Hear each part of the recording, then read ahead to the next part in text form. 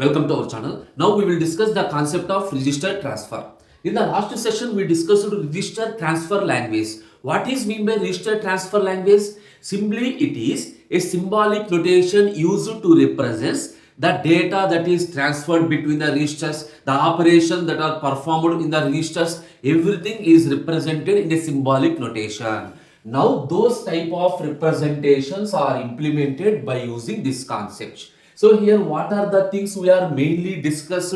The first one is how do we are giving naming to the register. Generally we are using capital letters for representing the names of a register. Suppose PC, this is one register. The name specify program counter. MAR, this is one register. Memory address register. Suppose IR, instruction register. In sometimes along with alphabets we can use the numerals also. For example, R1, it is a general purpose processor register. Like this we are giving names to the register. Okay, once you understand how to given the names, what is the next one? How do we represent the registers? Understand the sequence. Once I given the name, the next thing is how do we represent the register? Generally, the registers are represented in a rectangular box. Registers are represented in a rectangular box and the name of the register is written inside. Suppose here. Here see, this is the register. The name of the register is PC.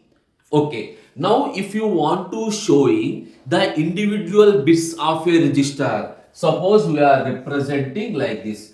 Assume if you have a 8-bit register, how we are showing the individual bits? 0, 1, 2, 3, 4, 5, 6, 7.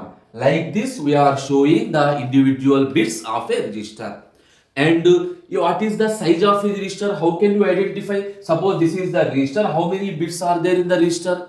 To simply show that one, the size of the register, that is the starting position and the ending position, is represented in the top of the rectangular box. Assume if it is a 16-bit register, so the starting is 0, ending is 15. Like this we are representing the starting and ending at the top of the rectangular box. And generally the 16-bit register is consists of two parts. The first 8 bits are lower part, the next 8 bits are upper part. How do we separate the lower part and upper part? This is the notation we are using. Suppose this is the register.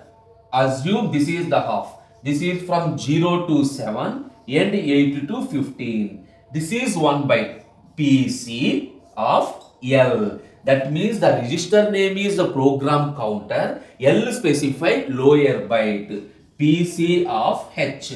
The H specify higher byte. That is, these are represented like this also. PC 0 to 7. PC 8 to 15, that is the program counter register from 0 bit to 7th bit, the program counter register from 8th bit to 15th bit, lower byte of the 16 bit and higher byte. This is the way to represent registers. Fine. So once you understand how to given the names to the register and how do we represent the register. Now what is the main important thing? How do we transfer the contents from one register to another register? That is my third point. Now what is my third point? Transfer the contents. Transfer the contents from one register to another register. Suppose this is the syntax R2 arrow mark R1. Here this arrow mark is called replacement operator. Now what is the meaning of this one? We are copying the contents of R1 into register R2. Here R1 and R2 are the registers. The contents of register R1 are copied into register R2. Here R1 is called source register, R2 is called destination register. And remember, after replacement, that is after transferring, R1 content won't change and R2 is replaced. So we are using replacement operation. Clear? This is But in the general situation, blindly we are not doing that copy, that is a transfer. Whenever a condition is true, then only we are performing transfer operation. If you want to write the statement, here I am writing like this. If P is equal to 1, then R2 R1. I written the statement like this. What is the meaning? Here P is a control signal.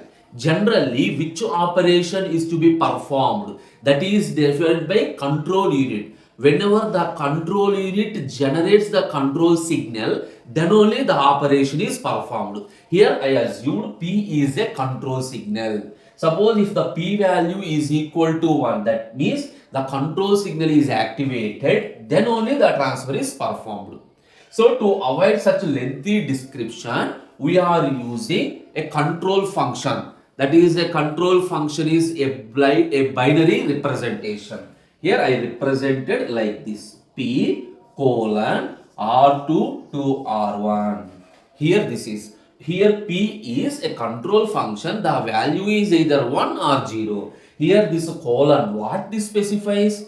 Whenever the value of P is equal to 1, then only the transfer occur. Whenever the value of P is equal to 0, it does not do any transfer. This is the way how do we transfer the contents of one register into another register.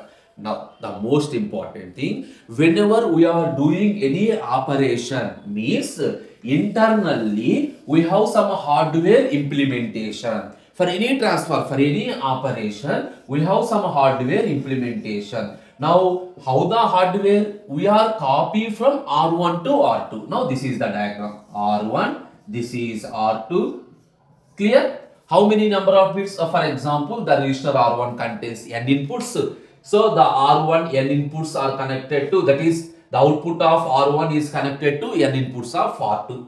Along with the register R2, when the transfer is occurred, whenever the control function is activated. So I have one control function is also there, that is connected to R2. The control function name is P. Here load means whenever the control signal is activated, then only the load operation. Load means the contents of R1 are copied into R2, and each of this one is synchronized with a clock.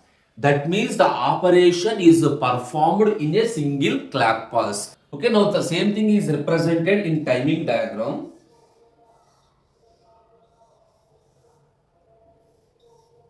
Here this is a timing edge T, this is timing T plus 1. That is, the control function P is activated at the rising edge of T.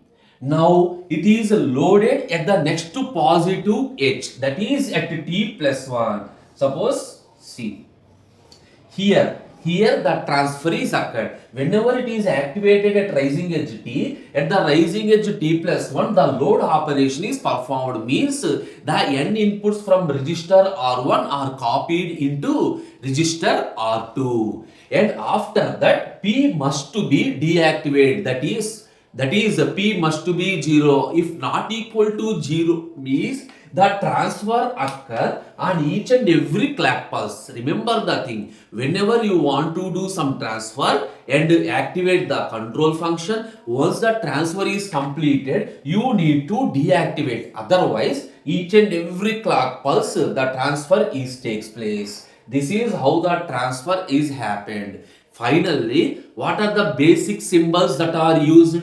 We are using capital letters to represent the names of the register. And for example, PC, capital letter. We are using parenthesis to represent the part of the register. Suppose PC 0 to 7. This is the lower part of the register. Suppose we are using arrow mark.